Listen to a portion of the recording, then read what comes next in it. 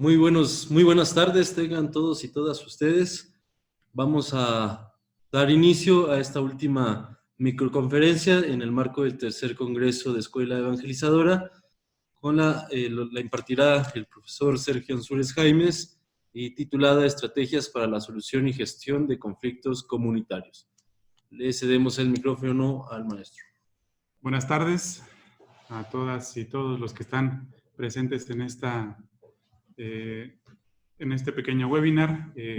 Justo como Mario nos compartía, trabajaremos referente a la solución de conflictos y la gestión de los mismos. Para empezar, me gustaría compartir que esto lo retomo de la experiencia y aprendizaje de una organización que se llama Serapaz, que tiene una metodología propia que ha desarrollado a lo largo de casi 21, 22 años aproximadamente de existencia como un mecanismo de diálogo a nivel institucional, como en un sistema más macro.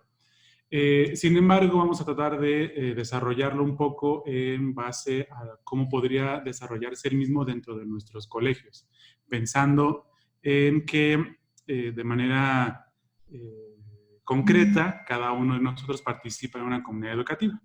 Entonces, para empezar,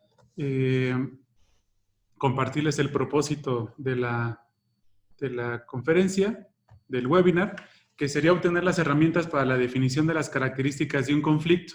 Una de las primeras partes fundamentales para poder solucionar o empezar a gestionar la solución de la transformación de conflictos es entender qué es el conflicto, definirlo en sus características, pasar, como dice nuestro propósito, a un análisis del mismo, para que esto nos permita definir una estrategia idónea para la solución. No podemos tratar de resolver o de transformar, en términos de la metodología, transformar positivamente un conflicto si antes no lo conocemos. Es el punto de partida para el proceso de la transformación del conflicto. Vamos a tener idealmente 5 momentos durante nuestro webinar. Digo idealmente porque quiero dejar como desde el principio la idea de que este es un contenido bastante difícil a veces de manejar en una sola sesión, ¿verdad?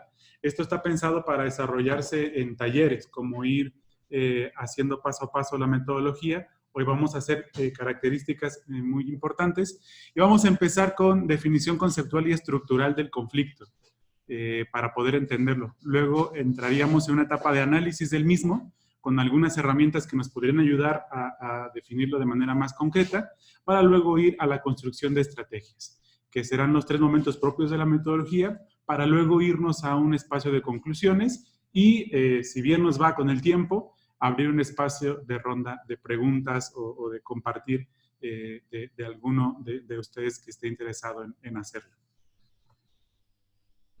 Vamos entonces a iniciar con la definición de lo que entenderemos por conflicto. Vamos a dividirlo, vamos a desagregar las definiciones de manera que nos permita entender algunas variables dentro de la descripción del conflicto. El primero es que el conflicto es una relación entre 2 o más partes interdependientes. El conflicto no es un momento, no es una situación, no está determinado en un espacio temporal único, sino que es de tipo relacional entre partes que al iniciar en conflictos entienden que son distintas o son diferenciadas entre sí. Cada parte tiene lo que la otra necesita y las obliga a interactuar. Es decir, pensemos por ejemplo en nuestra realidad de colegio, un docente en relación a su coordinación académica, cada uno de estas partes de la relación tiene algo que el otro necesita. El docente necesita, por ejemplo, la validación, la aprobación, el acompañamiento por parte de una coordinación, mientras que la coordinación necesita que el docente haga un desarrollo didáctico en el aula para favorecer el aprendizaje de los alumnos, ¿no? Como que en este tipo de relación cada uno necesita del otro, ¿no? Y el conflicto inicia en eso, en una relación que se entiende diferente, ¿no? Que son dos partes interdependientes, por sí misma la coordinación es y por sí mismo el docente es, pero en esta relación hay diferencias. ¿De qué tipo? Principalmente en que tienen o piensan que tienen metas incompatibles. Es donde son reales, es porque las tienen, y cuando es un conflicto en bases falsas, es porque piensan nada más que las tienen, pero no existen. Y las vamos a ir viendo a esta estructura del conflicto más adelante. Se da un conflicto cuando encontramos que las partes perciben que sus metas son incompatibles. Una parte impide que la otra pueda lograr sus objetivos, es decir, alcanzar lo que quiere como ser independiente. El conflicto entonces va a limitar que se pueda desarrollar de cierta manera las partes para alcanzar las metas que cada uno se propone.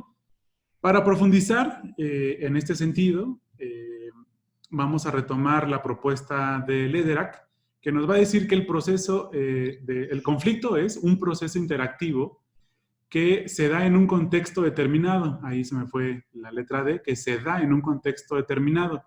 Es una construcción social, es una creación humana. El conflicto no se desarrolla por sí mismo, sino que va a depender de estas partes en relación.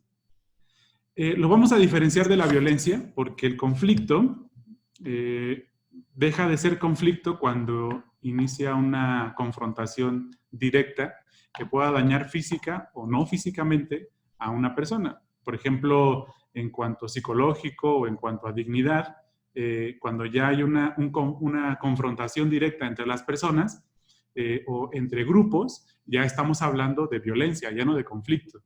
El conflicto se puede solucionar, la violencia ya es una agresión, que el daño, la reparación del daño es mucho más complejo que cuando hablamos de un conflicto. Y el conflicto mismo es producto del antagonismo y la incompatibilidad, ¿no? entre estos dos grupos o entre estas personas.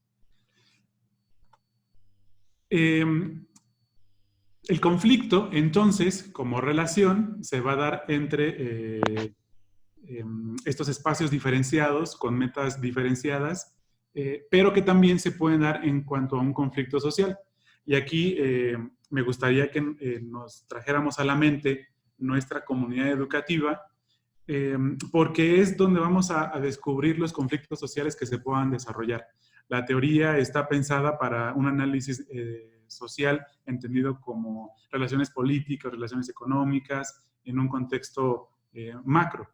Vamos a acomodarnos un poco en la educativa para desde ahí desarrollar este entendimiento de lo que es un conflicto.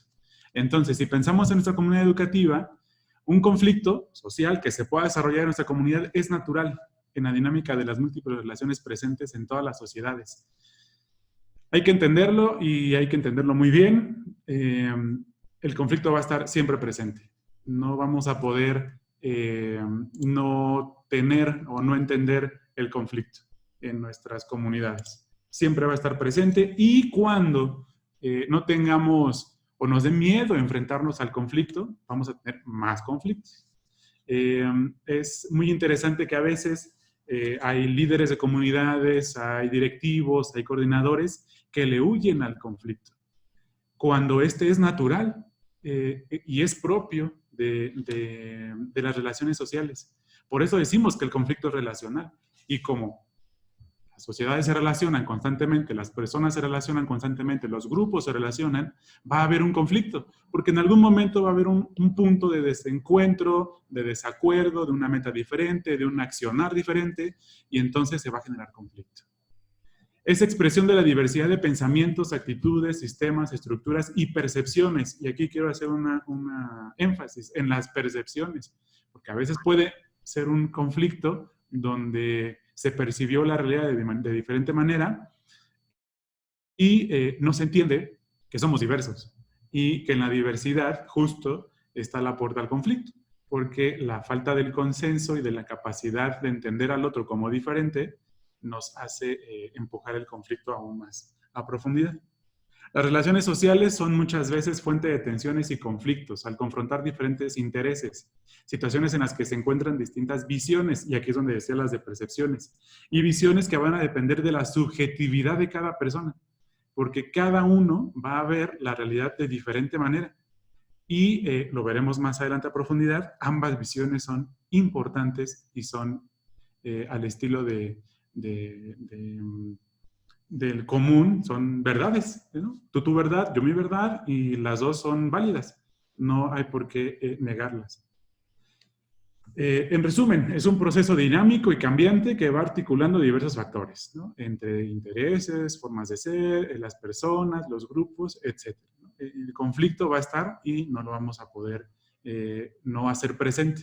Aquí lo interesante es ver cómo lo asumimos. Vamos reconociendo entonces el conflicto. Y uno de los elementos principales es la conciencia del conflicto.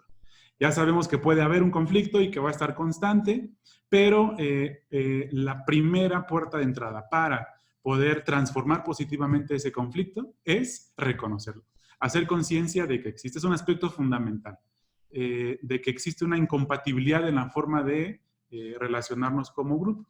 Un conflicto puede estar latente y no ser reconocido por sus participantes, y no por eso deja de existir.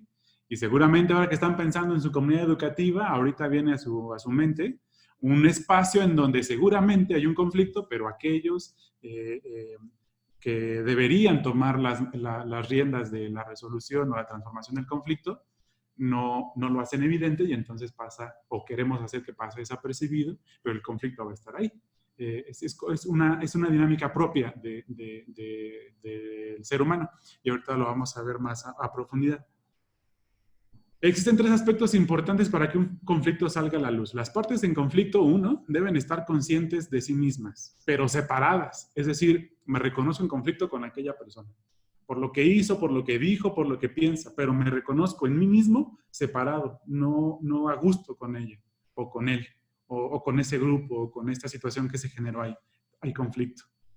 Una de las partes debe sentirse insatisfecho con la relación. Pensemos en un docente que no se siente de acuerdo con la forma en que su directivo lo está acompañando.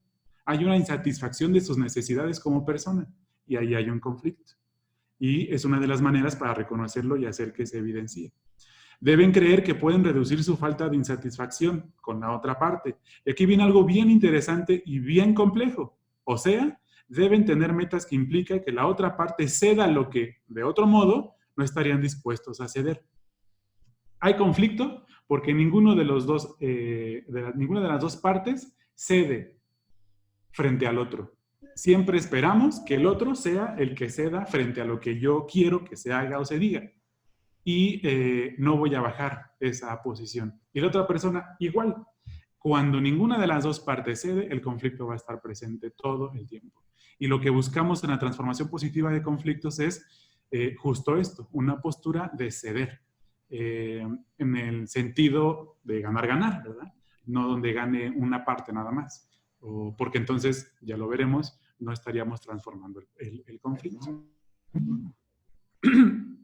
Y para reconocerlo de manera un poco más técnica, aquí tenemos esta matriz en donde vamos a relacionar conductas y metas que nos permiten determinar dónde estamos en el conflicto. Primero, conductas compatibles y metas compatibles, entonces no hay conflicto.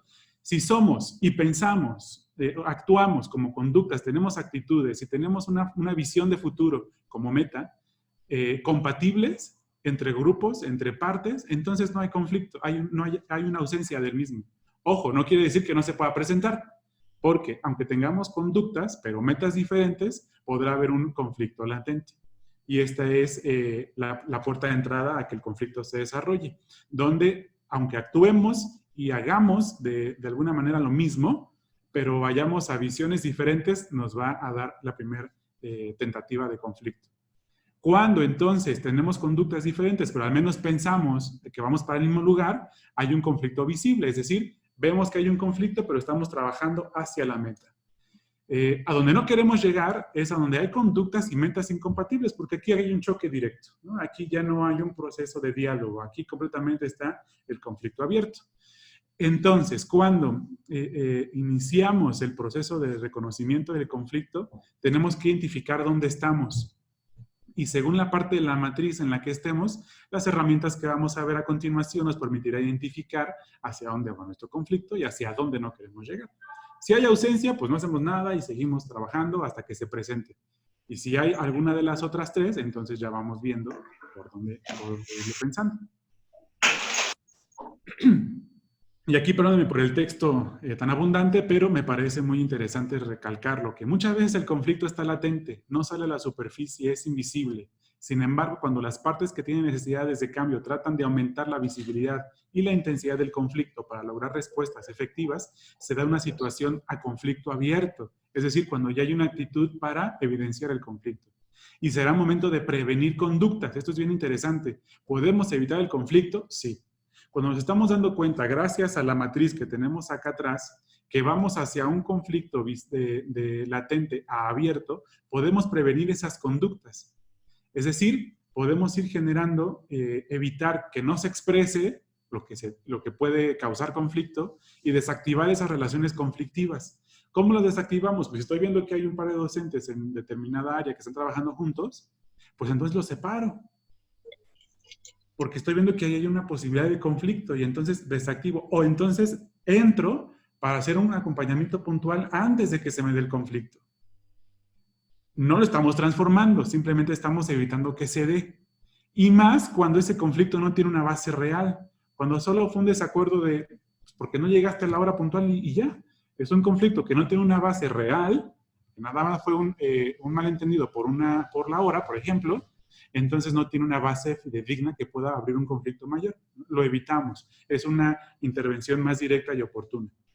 En algunos casos, y esto es muy importante, será necesario intensificar el conflicto. Pues que se agarren, dirá mi mamá. Déjalos que se den, ¿no?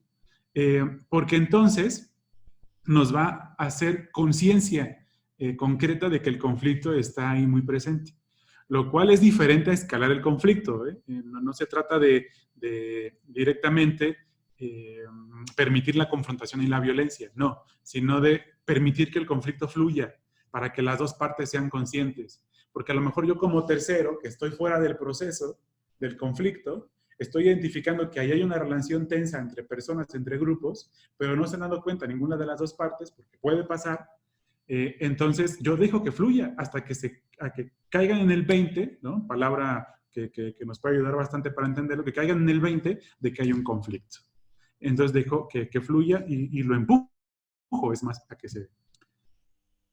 La estructura del conflicto, hay que tener en cuenta que hay personas, que hay emociones y que hay sentimientos. Y que las personas, que es una necesidad muy humana, nos vamos a justificar, vamos a dar explicaciones para que podamos ver por qué no es mi culpa y desahogarme. Y todos lo vamos a hacer.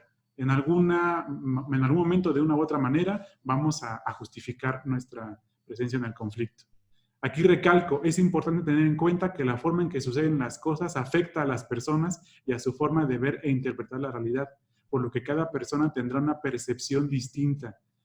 Lo que me diga una u otra persona va a ser pues, su perspectiva, cómo vivió el conflicto, cómo vivió la situación, cómo está viviendo la relación, y ambas son válidas.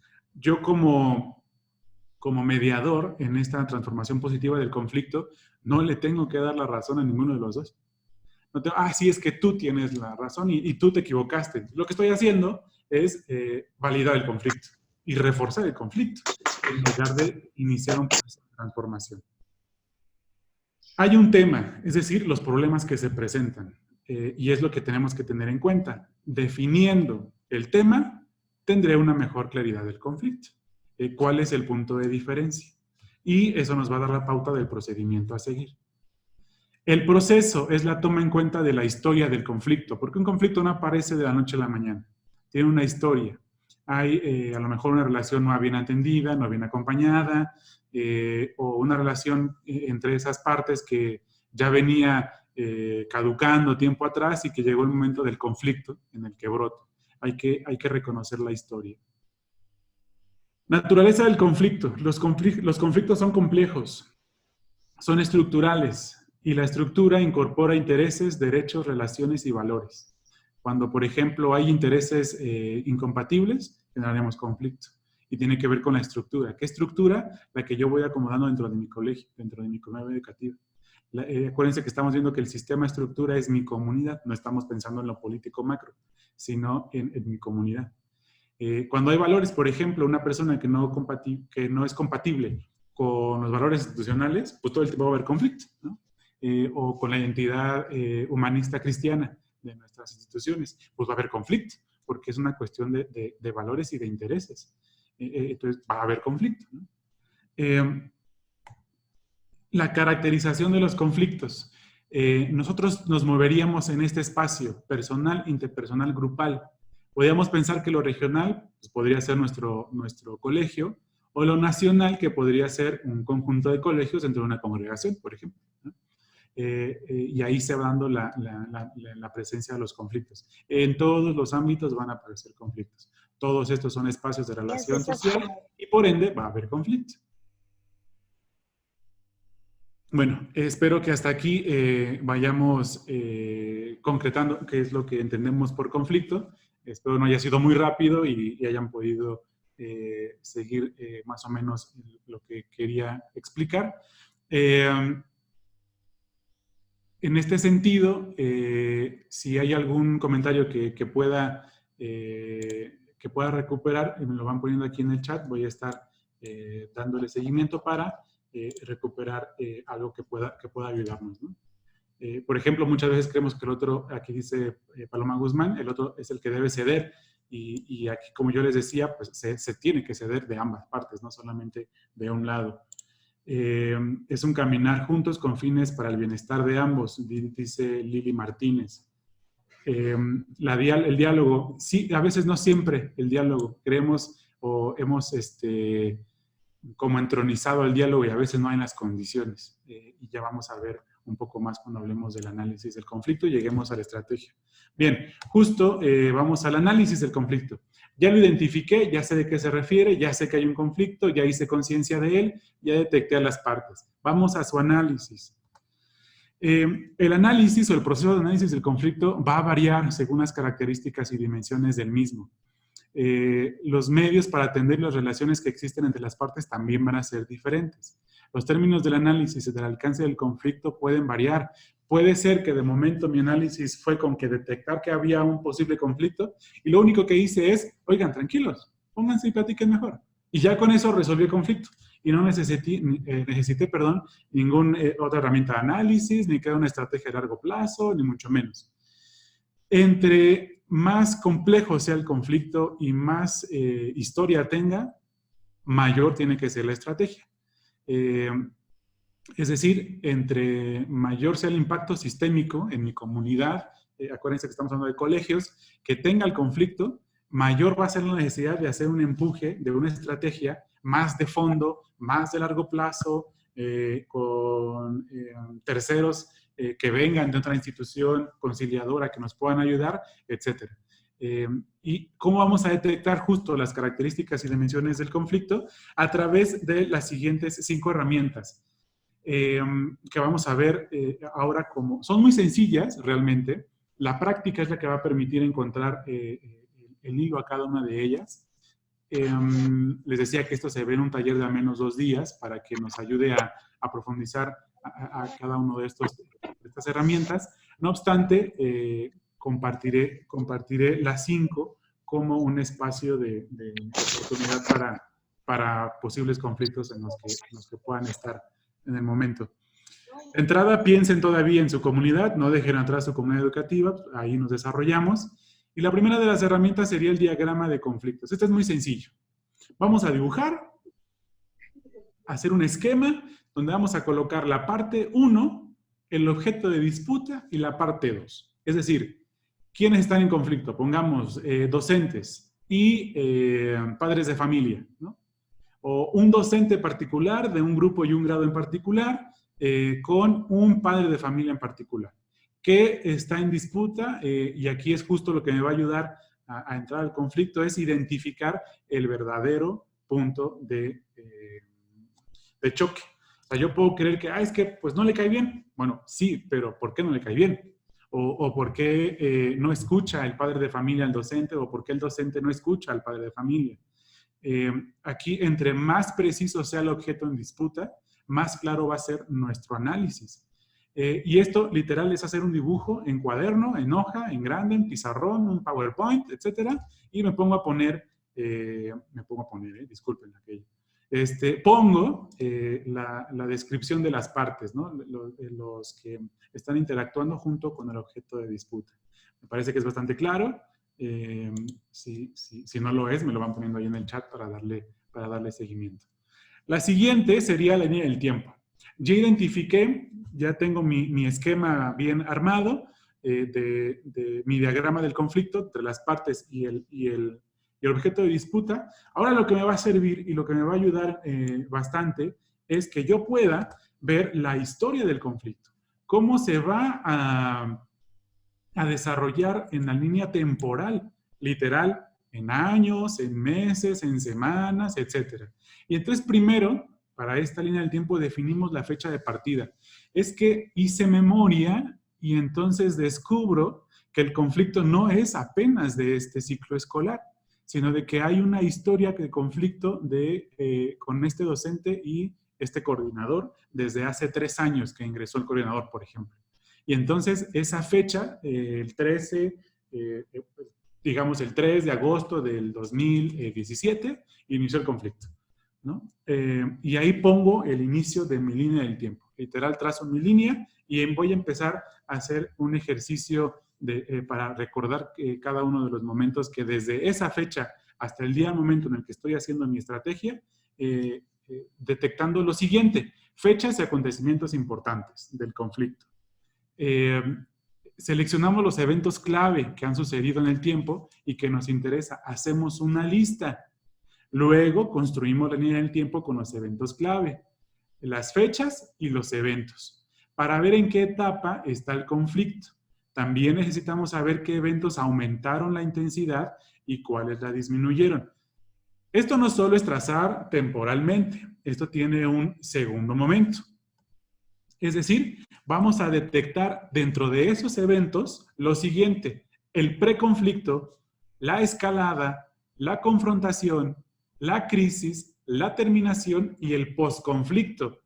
Todos esos eventos que yo puse en línea del tiempo, los voy a tratar de identificar con estos procesos. Para yo identificar, al final, lo que nos importa es dónde se da este punto, la crisis.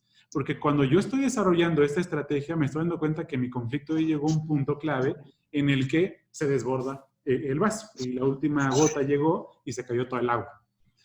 Yo quiero identificar este momento, es uno de los más importantes, pero no por eso voy a dejar los otros. El preconflicto es la preparación de las condiciones y la toma de conciencia. Es decir, yo antes de la fecha 3 de agosto, ¿no? De 2017, ¿cuáles fueron las condiciones que prepararon el conflicto? Pues a lo mejor la llegada, la entrada de la nueva coordinación, por ejemplo, y ya empecé a hacer la toma de conciencia. Ese es mi preconflicto. Mi escalada es cuando se empiezan a agudizar las diferencias, cuando ya el docente y el coordinador se dan cuenta, que no están pensando igual. Se dan cuenta que ya las formas, las prácticas son incompatibles. Y entonces empieza la escalada del conflicto. Reconocen que sus metas no van para ningún lugar. Luego la confrontación. De todos los momentos que yo detecté en mi línea del tiempo, voy a visualizar cuáles son de disputa directa entre las partes. Por los medios que definan. Pudo haber sido un mensaje de WhatsApp, pudo haber sido que se gritaron en una reunión, pudo haber sido el no entregar mi planeación, porque estoy enojado con el coordinador, y yo ya decidí enfrentarme así con él, a no entregarle nada, por más que me lo exige. Esos son los medios que yo estoy decidiendo como un medio de confrontación. Para luego detectar la crisis, se da una confrontación abierta, con conductas conflictivas y cada vez más intensas. Cuando en mi línea temporal detecte esto, voy a tener el punto de partida para ver hasta dónde llegamos y hacia dónde queremos ir. Luego, si logro detectar en mi línea del tiempo una terminación, cuando hay una salida justa, pacífica y satisfactoria para las partes, el conflicto puede desaparecer. Casi siempre, cuando armo mi estrategia, esto no lo voy a tomar todavía en cuenta. Pues porque la estoy haciendo justo para que el conflicto termine, no para identificar que ya terminó. Pues si ya terminó, pues lo dejamos y ya. No gastamos fuerza y energía en la transformación positiva, sino más bien a partir de la crisis. Es oportuno llegar a esa posición, regresar a mi línea del tiempo y determinar justo el momento de la terminación. Y luego vendrá el postconflicto. Puede representar el inicio de la armonía y la reconstrucción. Y ahí estamos muy bien, inicia la vida utópica de mi colegio y no pasa nada. Pero aquí puede ser que se convierta en el preconflicto de otra situación cuando no se logró un acuerdo incluyente y satisfactorio para las dos partes. No se trata de que uno se salga con la suya. O, en este sentido, en la transformación positiva del conflicto, no es como, está bien pedir una disculpa porque te equivocaste al no entregar la planeación. Y entonces el docente dice, pues, discúlpame, ¿no? Pero de aquí, afuera. Y nada más. No hay una transformación del conflicto de manera positiva, sino que simplemente se tomó una medida para que en ese momento se bajara la tensión, es decir, que la crisis empezara en declive, pero no lo transformé, no terminó y la crisis se va a recuperar. Y entonces esto, el postconflicto, según las condiciones en las que terminó la resolución, puede convertirse en el preconflicto y entonces esto nos hace subir otra vez a mis etapas. Y la línea del tiempo siempre va a ser como subida y bajada, en lugar de un momento de punta, que es la crisis, y luego de bajada, que es la terminación. No lo vamos a tener a menos de que podamos encontrar un acuerdo incluyente y satisfactorio. Espero que hasta aquí vayamos bien con la línea del tiempo. Si hay algún comentario o duda, en el chat recuerden que pueden hacerlo. Bien, después de la línea del tiempo conviene mucho el mapa de actores. Ahora, esta es una versión acotada, en chiquito. El mapeo de actores es un proceso muy complejo que puede durarte, según el conflicto, años en mapear a los actores que forman parte del conflicto. Recuerden que eso está pensado para situaciones sociales en macro.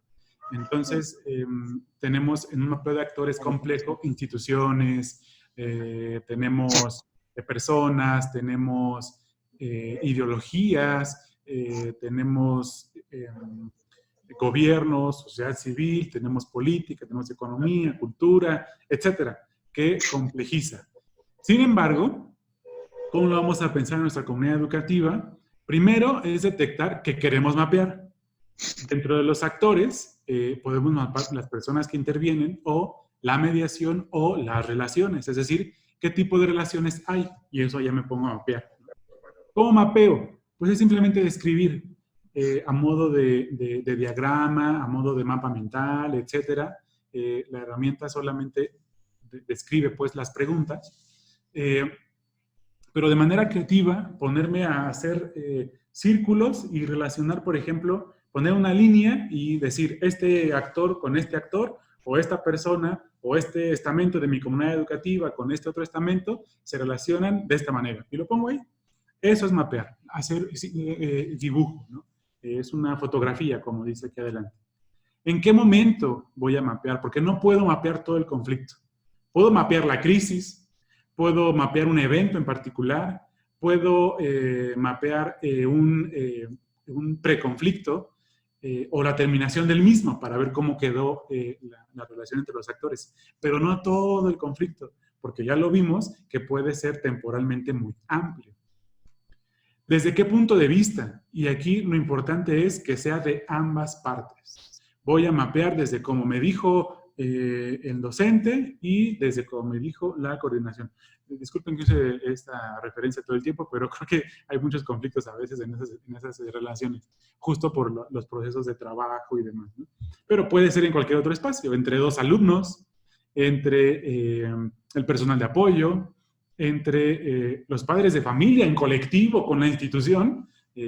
ojalá eso no suceda, pero puede haber un colectivo de padres de familia en conflicto directamente con todo el colegio y habría que hacer el mapeo de las dos partes. Detectar quiénes son los principales actores y otros que están involucrados, identificarlos, ponerles nombre y hasta fotografía si quieren, ¿no? Él, ella con o este grupo y identificarlos. ¿Cómo se relacionan? ¿Qué tipo de relación hay entre las partes? De alianza, de conflicto, de dependencia, de apoyo. Por ejemplo, tenemos a un par de alumnos que están en conflicto entre ellos. Va a haber otros alumnos que van a estar o apoyando a una de las partes o generando alianzas para favorecer más el conflicto, ¿no? Entonces tenemos que identificar bien ese tipo de relaciones que existen entre los actores que vamos a detectar.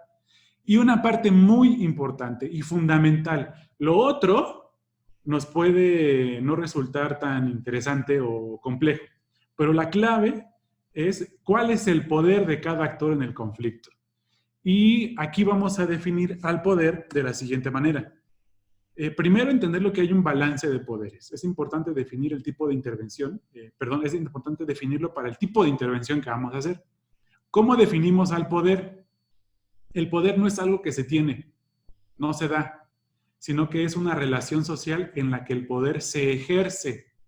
Por eso el poder va a estar presente mucho en los conflictos, porque las relaciones de poder van a ser diferentes según entre quienes sea el conflicto. Muchas veces, por ejemplo, si es entre pares, las relaciones de poder son similares. Pero ahorita vamos a ver una tabla que nos va a ayudar a definirlo. Pero siempre hay poder. Y en algún momento, en alguna conferencia de la semana, se hablaba justo del poder como una capacidad. Sí, pero entendida en la parte relacional. Es que yo pueda influir en la otra persona. Ese es poder. En términos sociológicos, políticos, ¿no? Eso es poder. La capacidad que tiene uno para influenciar la toma de decisiones de la otra persona. Y un directivo tiene más poder que un docente. Un coordinador tiene más poder que un docente, ¿no? Un docente tiene más poder que un alumno, en el sentido llano de la palabra, poder influenciar a la otra persona en su toma de decisiones. Por eso es muy interesante que entendamos la parte del balance de poder. Es súper importantísimo. Cuando hablamos en términos de balancear el poder, entonces la intervención va a ser más justa, porque entonces no habrá un poder sobre el otro, sino que habrá una relación más de iguales. Muy difícil, pero ideal, el poder llegar a definir este balance de manera adecuada. ¿Cómo lo hacemos? Vamos a justo hacer un checklist entre las diferentes formas en las que se puede ejecutar un poder, y aquí se queda una tablita, donde tenemos la capacidad coercitiva, es decir, de poder justo influenciar a otra persona en la toma de decisiones, si lo tienen las dos o solamente una parte. Es una capacidad compensatoria, es decir, que hay un proceso de acuerdo a lo que me están pidiendo que haga, pero puedo hacerlo de otra manera, ¿no? Entonces, las dos partes lo pueden hacer, sí, no. Legitimidad, es decir, a veces hay una capacidad moral, hay una capacidad organizacional en el sentido jerárquico, es decir, ¿qué legitima el poder de la persona? ¿Ambos la tienen o simplemente lo tiene una de las dos partes, ¿no? Y justo pongo el checklist. Hay un conocimiento experto, es decir, en la capacidad intelectual ya es poder. Bueno, en el sentido no de capacidad intelectual, no, voy a quitar esa palabra, más bien del conocimiento, de la información que poseemos, justo, eso es lo que quiere decir. La información que tenemos, ¿no? Que puede ser una puerta de poder frente a otro que está desinformado, sí, sí lo es, y casos hay muchos. Entonces las partes lo tienen. Hay una capacidad de conexión, es decir, que dependan las partes unas de otras. Lo mismo, capacidad de expertise e información, más o menos igual, y la capacidad referencial, es decir, él tiene o ella tiene o este grupo tiene poder frente al otro porque son un referente comunitario, son un referente ético, son un referente dentro de mi comunidad educativa de alguna u otra manera, ¿no? Por ejemplo, podríamos poner ahí tenemos aquí a la hermana que ha estado más de 20 años en la comunidad, pues hay un referente y hay un poder, una capacidad de poder referencial desde esa persona. U otra condición de poder que yo encuentre y por eso se deja abajo el espacio. Las fuentes de poder tienen que ver con el autoestima. Yo difiero, Gloria, creo que tienen que ver con la capacidad de relación. Porque el poder como autoestima es capacidad personal. El puedo, soy consciente que tengo la capacidad de hacer eso y es el poder personal. Pero en este tipo de relaciones, cuando hablamos de conflicto, no tiene tanto que ver con el autoestima, sino con la capacidad que hay externa. Es decir, entre dos partes y la relación externa que se está dando, ¿no? Porque hay una posición diferente entre las partes. Siempre la va a haber. Por ejemplo, pueden estar el conflicto el niño siempre que tiene 10 y el que tiene puro 5.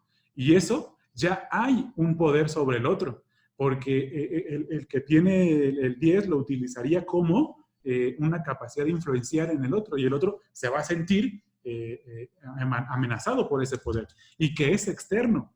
No es porque ellos tengan una capacidad diferente o que no pueda una persona que va con baja calificación ponerse al mismo nivel que el otro. No es que no pueda, pero puede ejercer un poder relacional sobre el otro. ¿Cómo poder equilibrar el poder para evitar llegar a la frase si no te gusta, vete? Qué fuerte. Y ahí vamos, porque es justo transformación positiva de conflicto.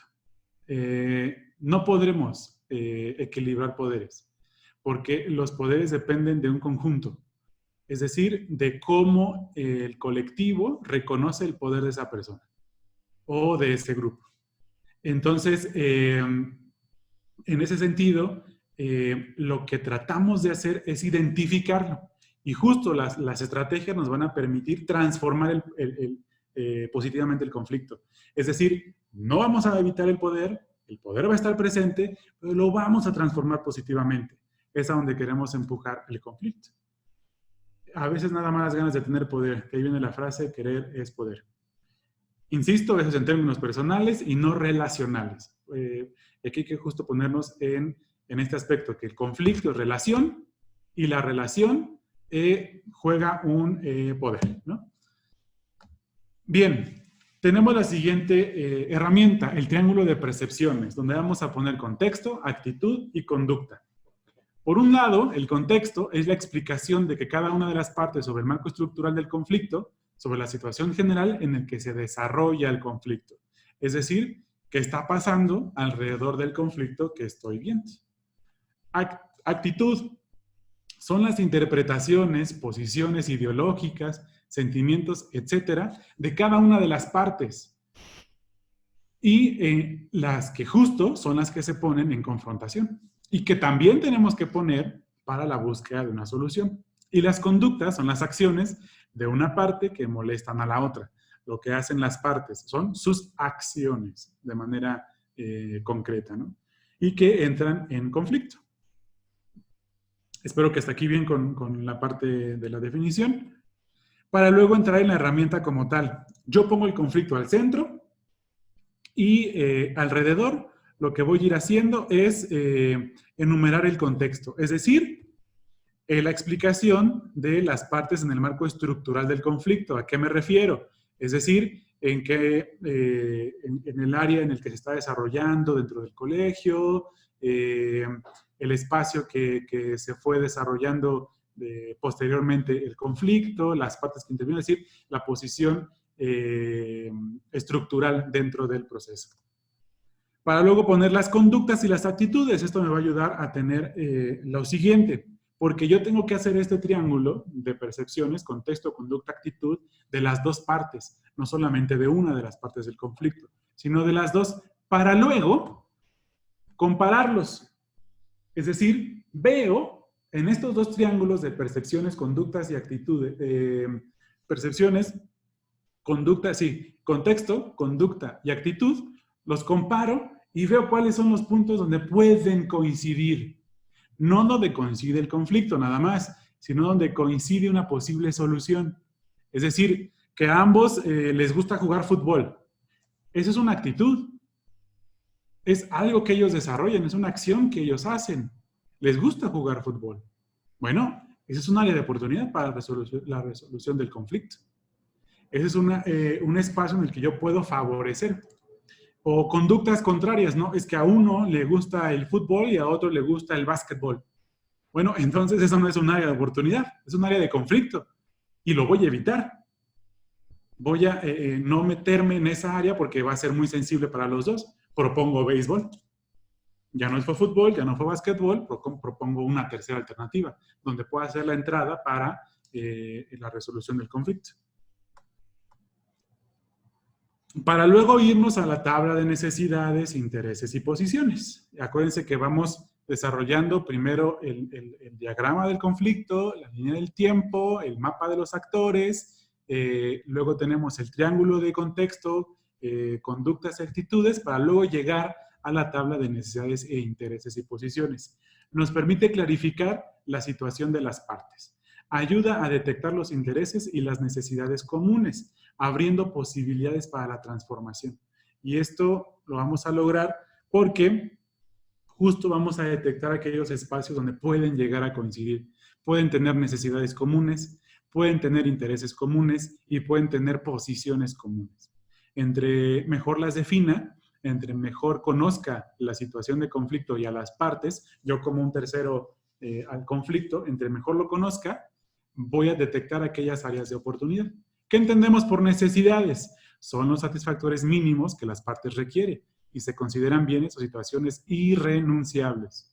Comer, vestir, son necesidades biológicas, que no podemos renunciar a ellas. Pero, por ejemplo, los docentes tendrán la necesidad laboral.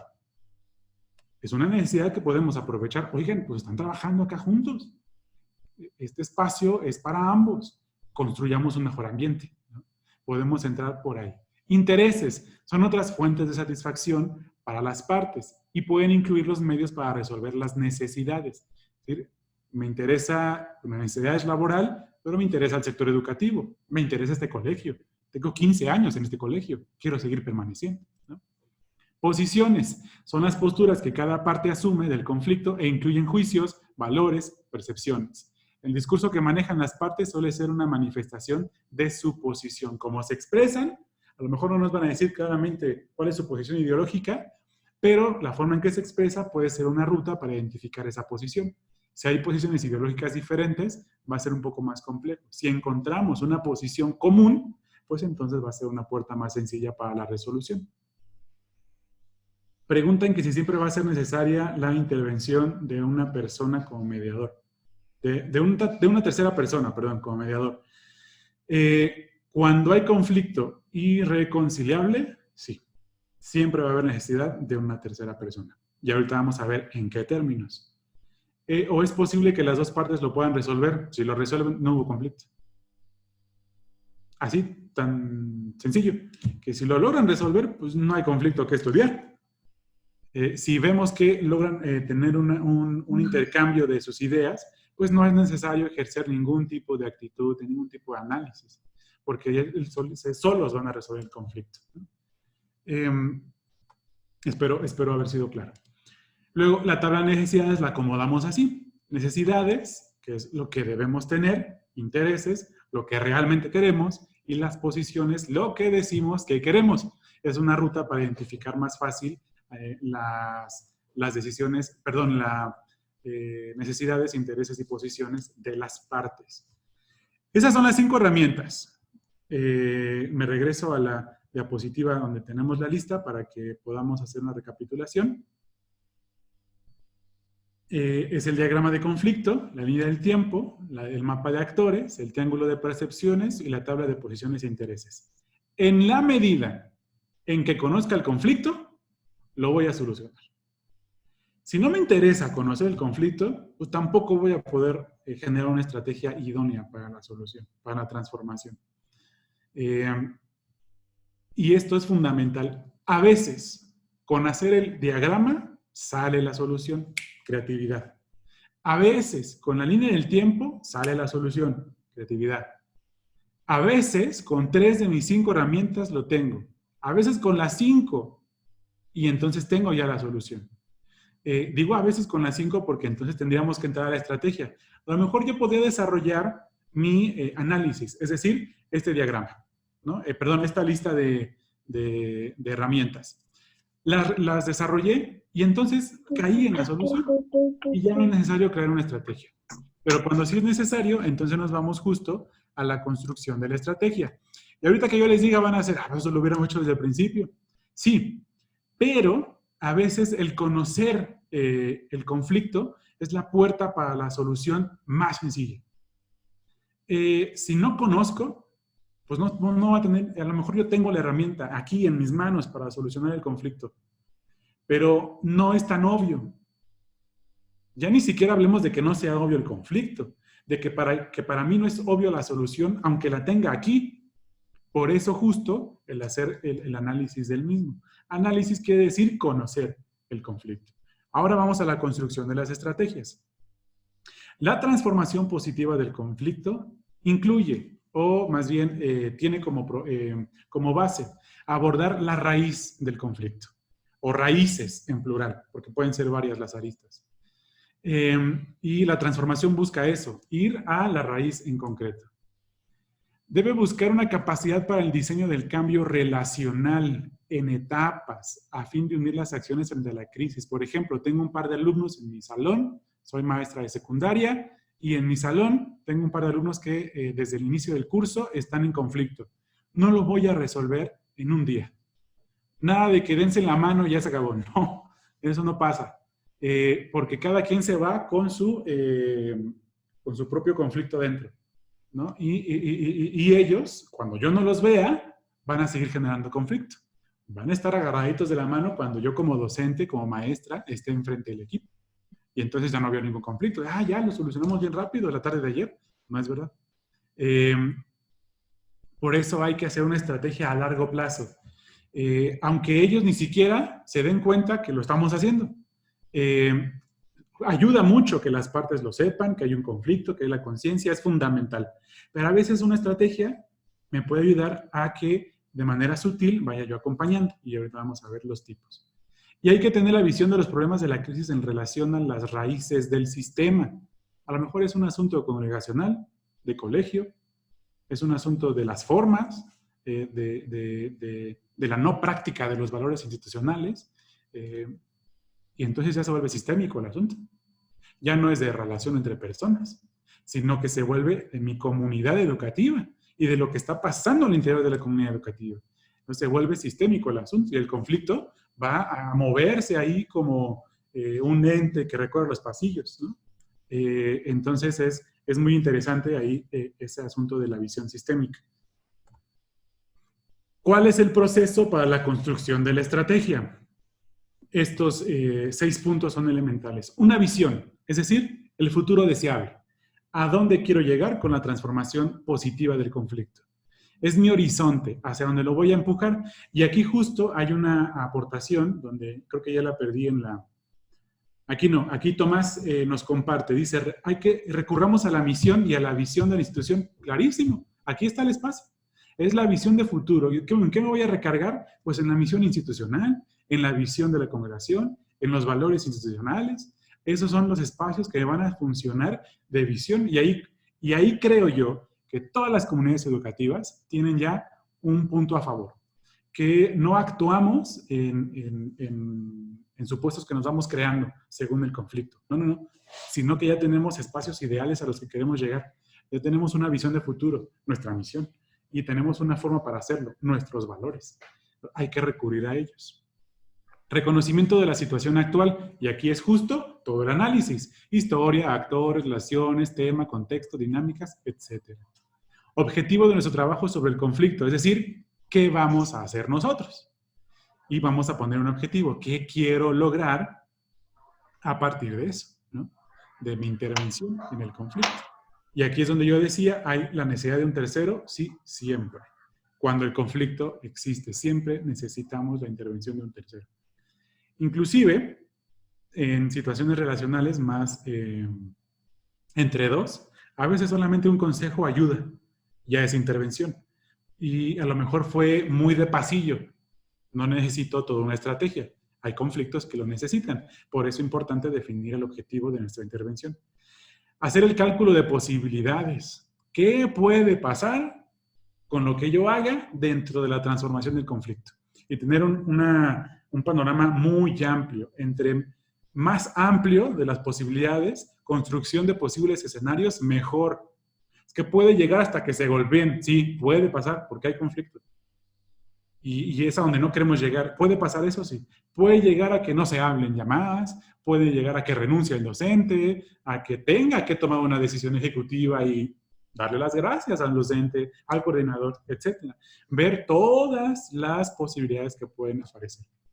Delimitar los retos, es decir, detectar fortalezas y obstáculos dentro del proceso. Y esto aquí me parece que es muy claro, es casi hacer un ejercicio FODA, ¿no? Del conflicto. Sin llegar a hacerlo, porque nada más nos vamos a recargar en las fortalezas para poder transformarlo y en los obstáculos que podemos encontrar. Y realizar una planeación, ¿no? Cuando ya es un conflicto muy grande, ¿no? Hablábamos de un conflicto de 3 años, por ejemplo, pues entonces tener una estrategia con un plan definido, ¿no? Y ahí creo que ya la habilidad dependerá de cada uno de nosotros. Y entonces, una vez que detectamos el conflicto, hicimos este ejercicio, esto ya es la estrategia, vamos a encontrar múltiples escenarios, múltiples escenarios. Yo me acoté a 2 nada más. Sistemas no adversos y sistemas adversos. Podemos encontrar rutas de trabajo, podemos encontrar dentro de las diferentes estrategias que podemos tener para la resolución de conflictos, una infinidad de procesos que nos pueden ayudar a la estrategia. Desde debates, desde foros, cuando hablamos en términos más amplios, cuando una mesa de negociación, de reconciliación, etc. Lo que vamos a pensarnos acá son los posibles escenarios más comunes que nos podríamos enfrentar en una comunidad educativa. Y entendemos como sistemas no adversos los que envuelven con mayor grado de participación y colaboración entre las partes. Es decir, hay un deseo de solución del conflicto. Las soluciones se generan por los participantes. Ojo, no solos. No es que ellos puedan solamente resolver la situación, porque justamente están en conflicto y muy difícilmente se van a sentar a la mesa solos, por poner un ejemplo. Por eso hay 3 tipos de estrategia: negociación, mediación y construcción de consensos. Esta ya es la estrategia después de todo el recorrido de nuestro conflicto.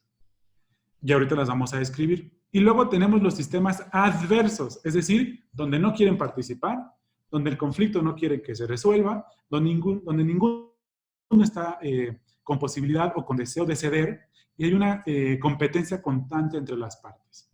Las resoluciones aquí deben ser impuestas. Así, de manera clara, se debe imponer la solución cuando tenemos escenarios adversos, porque si no, el conflicto nos puede llegar a escalar. Y cuando escala, termina en violencia y confrontaciones que pueden perjudicar la dignidad de las personas. En esta etapa de sistemas adversos, o en este escenario de sistemas adversos, se basa en el uso del poder, y aquí es justo la necesidad del balance de poder dentro de las relaciones, y dan menos importancia a las relaciones entre los participantes. Y aquí entendemos los escenarios, la estrategia de arbitraje, juicio o sufragio, ¿no? Que son los escenarios que podemos encontrar dentro de nuestras comunidades educativas. Definimos la estrategia como mediación a través de un tercero imparcial o multiparcial que trata de ayudar a las partes en un conflicto a encontrar un acuerdo aceptable para todos. Yo estoy mediando.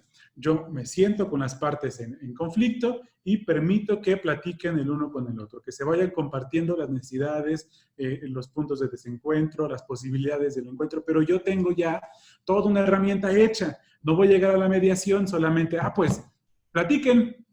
No. Lo que voy a hacer es que yo ya tengo un análisis hecho, ya tengo posibles estrategias de solución, ya tengo áreas de encuentro donde los intereses se suman, todo esto que ya estuvimos haciendo. Y llego a la mediación.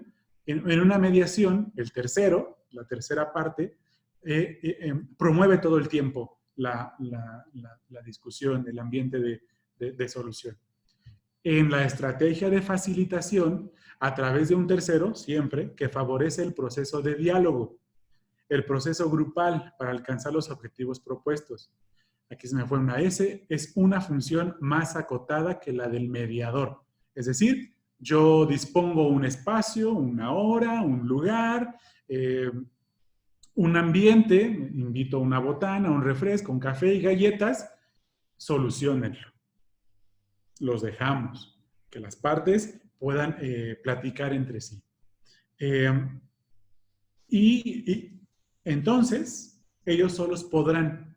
Acuérdense que estas dos, mediación y facilitación, es un sistema no adverso. Es decir, las dos partes están en la disposición de solucionar el conflicto. Ay, ¿qué es acá? Luego tenemos... aquí no es mediación, perdonen, dice otra vez mediación. Aquí es negociación. En esta parte de aquí, que tenemos aquí, no debería decir mediación, debería decir negociación. Es un método privilegiado para la transformación, especialmente conflictos de intereses entre dos o más partes, mediante el cual van modificando sus demandas hasta llegar a un compromiso aceptable para todos. Y aquí recargo esta aportación de Selene, ¿no? Los compromisos que incluyan necesidades de las ambas partes, siempre. Siempre hay que pensarlo de así, no puede ser solamente una. Y en esta etapa de negociación, yo voy a permitir, oye, tú podrías hacer esto, oye, tú podrías dejar de hacer esto otro, oye, es decir, de tal suerte que puedan negociar, ¿no? En términos literales de qué tanto das, qué tanto recibo, etcétera, ¿no? Qué tanto te ofrezco, etcétera, ¿no? En ese proceso de negociar. Y es un método el más deseable. El que podamos potencializar mejor dentro del proceso de transformación, negociar, porque eso nos va a permitir encontrar una satisfacción de las dos partes. Y por último, la que sí o sí tiene que estar siempre es construcción de consensos, ¿no? Es la parte del compromiso. Busca una decisión o acuerdo que hayan construido a través de un proceso con las mejores condiciones posibles. Ya sea que haya optado por mediación, por facilitación o por negociación, tengo que llegar sí o sí a la construcción de consensos. Lo ideal sería que ese consenso, que ese acuerdo, se firmara, se quedara en papel, que hubiera una evidencia fotográfica, qué sé yo, algo que, por ejemplo, entre alumnos que pudieran firmar una carta de compromiso entre ellos y que cada quien la tuviera pegado en su cuaderno, por ejemplo, porque eso evidencia el acuerdo entre las partes, ¿no? Es que mira, así tal cual muy contractual el asunto, pero mira que aquí está lo que tú dijiste que ibas a hacer, ¿no? Y apoyarnos en eso, porque eso va a permitir caer en conciencia otra vez de que hubo un conflicto, pero que ya se solucionó. Y el acuerdo era ese, y por eso hay que recuperarlo.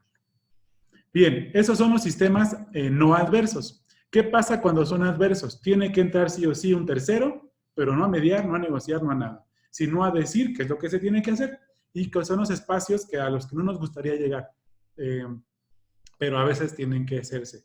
El primero sería de arbitraje y juicio, es en aquellos en que las personas o los grupos no son capaces de resolver sus diferencias a través de la negociación o una mediación. Incluye a un tercero que va a jugar como juez o árbitro, es decir, que decida por ellos cuál es la mejor solución. Y aquí es la docente en un grupo de alumnos, aquí es el directivo en un conflicto de docentes, aquí es el directivo en un conflicto de padres de familia y docentes, es un coordinador con sus áreas que dependen de él, o su área que depende de él, etc. Y va a decir, ¿saben qué? Esta es la solución y esto se va a hacer por las dos partes. Tal cual emitir un juicio, una decisión de arbitraje, ¿no? Tal cual partido de fútbol, sabes que es penal, tú tiras y se acabó. Ya no más, no se discute, ¿no? Así es cuando hay un escenario adverso que no nos permite la transformación positiva. La votación, un proceso de decisión regulado para definir una solución por acuerdo de una mayoría frente a una minoría. Piensa en un consejo técnico, piensa en una junta directiva, etcétera, una junta de consejo directivo, perdón, donde habría que levantar la mano tal cual y decir, pues esta es la decisión. ¿Cuál es la parte clave aquí? El adecuado balance de poder, porque tendremos que identificar a la persona que va a ser capaz de emitir el juicio, ¿no? En la votación, por ejemplo, por sufragio, la solución se da por la legitimación de una mayoría frente a una minoría. Estamos acostumbrados al sistema democrático. Entonces, en ese sentido, se entiende que cuando la mayoría vota, es la decisión que se toma. Y se resuelve el conflicto, ¿no? Se dirime cualquier tipo de conflicto. Sería eso, la charla hacia dónde iría. Insisto, esto nos presenta un panorama muy complejo. Espero haya sido de manera clara por dónde más o menos va la ruta al asumir conflictos. Pensado, y por eso es que se pensó así el webinar de manera muy, muy sencilla en ese sentido. Bueno, sencilla, pero a la vez compleja en el proceso de resolución de conflicto, de la transformación del mismo, porque creo, afortunadamente, que los conflictos que puedan presentarse en una institución educativa son fáciles de abordar, en el sentido de que no siempre es una situación estructural muy compleja o sistémica, entendida como comunidad.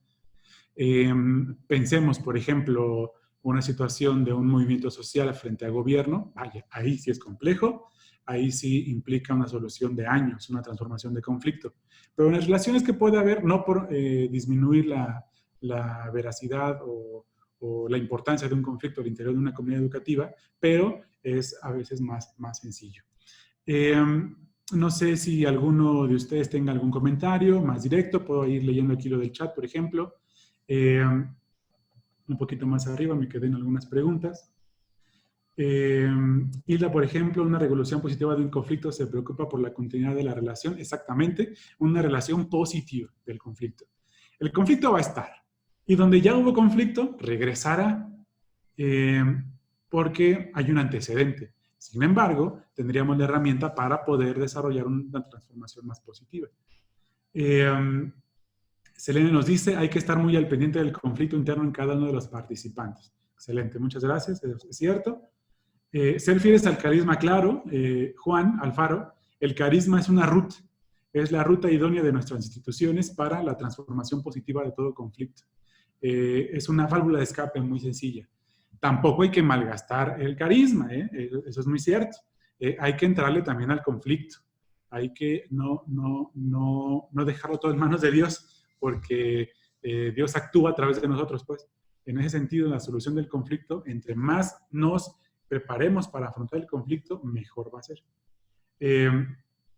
Los compromisos que se hagan son muy importantes y hay que siempre recordarlos, ¿no? Si hay una tentación al conflicto, otra vez, hay que recordar esos compromisos. Compromisos que incluyan las dos partes, exactamente. Privilegiar la colaboración, las soluciones creativas, las relaciones, exacto. Gracias, Judith, Selene. Juan Alfaro nos dice reconciliación mutua, uno con el otro, primero, luego, si no, árbitros, y si no, comunidad, y si no, en la solución del conflicto todos pierden. Sí, hay que ver, justo por eso armamos un plan, ¿no? Justo por eso el entender el conflicto nos va a ayudar a saber en qué, ok, si no lo logramos resolver en el salón de clases entre los dos alumnos, tal vez tengamos que meter al equipo, el grupo en general, y a ver cómo ustedes ven el conflicto, cómo podemos ayudar a estos compañeros. Todo va a depender de acuerdo a la estrategia que podamos implementar. Claudia Chávez nos dice, acuerdo entre partes, debe haber un seguimiento, exactamente, no se deben perder, deben darse siempre. Que sea una solución entre ambas partes, sí, la propuesta es clara, bueno, eso en cuanto a la ponencia. Siempre compasivo y misericordioso, sí, del mediador. El que está en conflicto no va a ser compasivo ni misericordioso, porque está en conflicto. El mediador es el que tiene que mediar a las partes con misericordia y ayudarlos a verse a sí mismos con misericordia, porque entre ellos va a ser muy difícil. Hay desencuentro, y el desencuentro no va a permitir ver al otro con misericordia. Eso es muy real y muy humano. Gracias, muy humano, muy claro. Muchas gracias, interesante. Bueno, parece que ya no hay comentarios de acuerdo al contenido, más bien como a la fluidez de la conferencia. Agradezco sus comentarios. El desarrollo humano, sí, yo creo que es la antesala para evitar el conflicto. justo el desarrollo humano, el crecimiento espiritual también de nuestros alumnos, de nuestra comunidad de manera general. Porque eso nos permite no llegar al conflicto, ¿verdad? Potencializar los valores institucionales, el crecimiento espiritual y demás. Espero haber sido claro con esta charla, con este webinar. Y pues nada, muchas gracias. Les dejo ¿con quién? ¿Les dejo? Con Marichuy, que está ahí del otro lado. Con la hermana Marichuy, perdón. Sergio, muchísimas gracias por esta conferencia. Verdaderamente es muy iluminadora porque la vida pues está llena de conflictos y no siempre tenemos las herramientas para esa solución positiva, ¿verdad? Esta visión es muy humana, va mucho con nuestro enfoque humanista de CENEP, de nuestra educación, la que estamos promoviendo. Agradecemos mucho tu aportación, tu ponencia de esta tarde. Y bueno, pues es como una preparación para la Semana Santa, ¿verdad? Donde vamos a vivir justamente un conflicto social, político, religioso, etcétera. Bueno, pues que esto nos ayude también a nuestro desarrollo, no solamente como educadores en la línea más práctica, pragmática, sino también en nuestro desarrollo espiritual, ¿verdad? Pues muchísimas gracias nuevamente por esta claridad, por estas pautas. Efectivamente, como lo dijiste, pues esto refiere a 3 talleres, ¿verdad? 3 semanas son módulos de una escuela de paz, de Serapaz, como bien lo dijiste al principio. Entonces es muy denso, es muy rico y bueno, hacerlo, ya va una promoción para Serapaz, hacerlo le abona a una mejor colaboración y contribución social, ¿verdad? Entonces, desde nuestros colegios le has dado un buen enfoque, agradezco muchísimo. Y bien, pues a todos y a todas les deseo una semana mayor, densa, intensa, que nos demos la oportunidad de vivirla muy al lado de Jesús. Él siempre nos acompaña, pues ahora acompañemos de a Él.